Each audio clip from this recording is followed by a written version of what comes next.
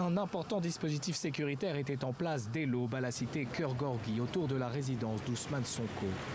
L'opposant a finalement quitté son domicile vers 9 h, escorté par la police et accompagné de dizaines de militants venus lui témoigner leur soutien.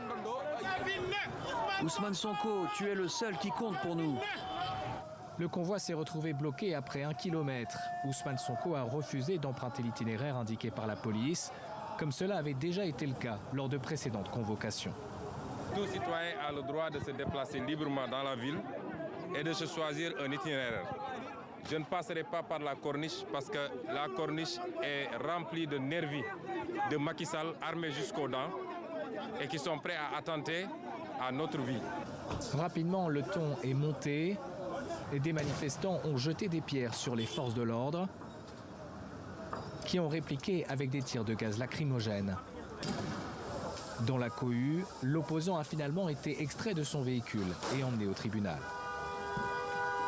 L'audience particulièrement houleuse s'est terminée vers 15 h après plusieurs suspensions. À la sortie du tribunal, les avocats de l'opposant se sont félicités d'un nouveau renvoi. Parmi les motifs invoqués, l'état de santé d'Ousmane Sonko et de l'un de ses conseils qui avait inhalé du gaz lacrymogène quelques heures plus tôt. Le prévenu ou la partie civile, les justiciables ont la possibilité de solliciter 3 renvois. Nous en étions au 2e renvoi. Nous bénéficions d'une cartouche et c'est la cartouche que nous avons utilisée. Une stratégie jugée irresponsable par le plaignant. Monsieur Sonko use et abuse des renvois.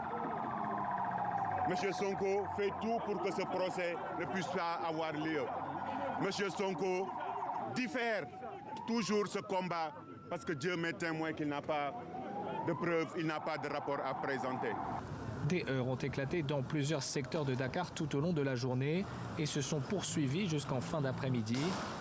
Des bus et des magasins ont été vandalisés.